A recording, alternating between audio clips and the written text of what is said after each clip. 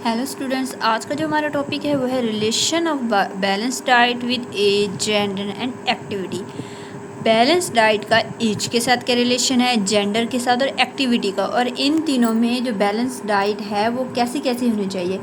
इसमें कौन सी balance diet इस एज में हम इस्तेमाल कर सकते हैं, इसमें बैलेंस डाइट कौन सी और इसमें बैलेंस डाइट कौन सी हम यूज़ करते हैं। तो चलें सबसे पहले पढ़ते हैं हम एज को।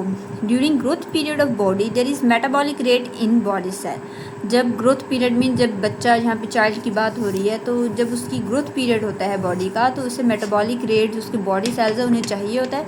Body need a balance diet that contain more energy. तो इसमें क्या होती है कि वो बॉडी जो होती है उसे बैलेंस डाइट वो चाहिए होती है जिसमें ज़्यादा एनर्जी हो। जैसे हमारे पास जो है वो कार्बोहाइड्रेट्स हैं, क्या है, कार्बोहाइड्रेट्स इन्हें ज़्यादा मिकदार में चाहिए होते हैं। अब हम यहाँ पे कंपैरिजन करते हैं ग्रोइंग बॉयज़, गर्ल्स और अडल्ट के बीच कि नीड मोर प्रोटीन पर किलोग्राम वेट। इन्हें जो है, ये ग्रोइंग बॉयज़ या गर्ल्स है, इन्हें ज़्यादा प्रोटीन की ज़रूरत होती है। इसकी निस्बत जो अडल्ट है उन्हें प्रोटीन की इतनी ज़रूरत नहीं होती। देखिए, हमारे जो जब ग्रोथ होती है, जब ये जो ग्रोइंग बॉयज़ या गर्ल्स हैं, इनकी अभी ग्रोथ पीरियड इनका चल रहा है, तो उनमें उनकी ग्रोथ के लिए उनके जो है वो बॉडी का वेट बढ़ता है। तो उसमें मसल्स भी तो है, मसल्स किससे मिलके बनते हैं, प्रोटीन से। तो प्रोटीन की ज़्यादा ज़रूरत होती है इनकी। Need more calcium and iron for the growing bones and RBC. तो अब बच्चे हैं, उनकी कैल्शियम और आयरन चाहिए उनकी बोन्स की स्ट्रेंथ के लिए, इनको ज़्यादा ज़रूरत होती है। जबकि इसकी निस्बत जो अडल्ट है उनमें चाहिए तो इनको भी होती है, लेकिन इतनी ज़्यादा मिकदार में नहीं जितनी इनमें इनको चाहिए होती है। ठीक है, अब जेंडर की अगर हम बात करते हैं तो जेंडर में क्या है, हमारे पास मेल एंड फीमेल है।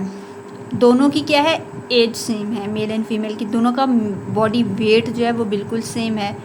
ठीक है, लेकिन मेल जो है उसमें मोर मेटाबॉलिक रेट होता है, लेकिन जो फीमेल है उसमें लेस मेटाबॉलिक रेट होता है। इसका मतलब कि जो मैन है उसकी बैलेंस डाइट में वो चीज़ें होनी चाहिए जो कि उसे ज़्यादा एनर्जी प्रोवाइड करे एज़ कम्पेयर टू फीमेल की, राइट।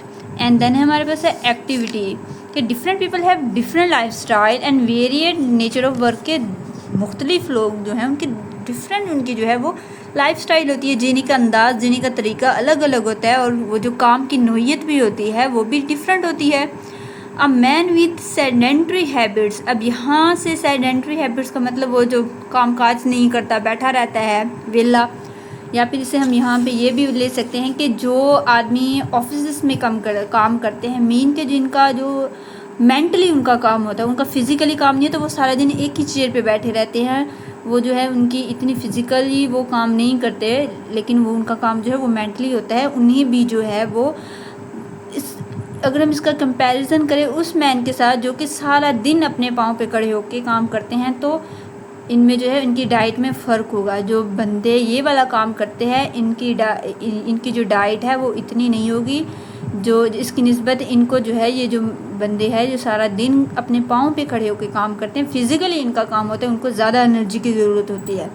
ठीक है, तो एक्टिविटी के लिहाज से बैलेंस डाइट का भी ये डिफरेंट है कि जो बंदे बैठे रहते हैं या फिर जिनका काम जो है वो एक चेयर पे ऑफिस में है, एक चेयर पे बैठ के करने वाला काम है, तो उनको इतनी ज़रूरत नहीं होती एनर्जी की जितनी के एक बंदा जो कि सारा दिन फिज़िकली काम करता है, भाग दौड़ कर रहा होता है, अपने पाँव पे सारा दिन काम कर रहा होता है, तो उस बंदे को ज़्यादा ज़रूरत होती है अपनी डाइट में एनर्जी की।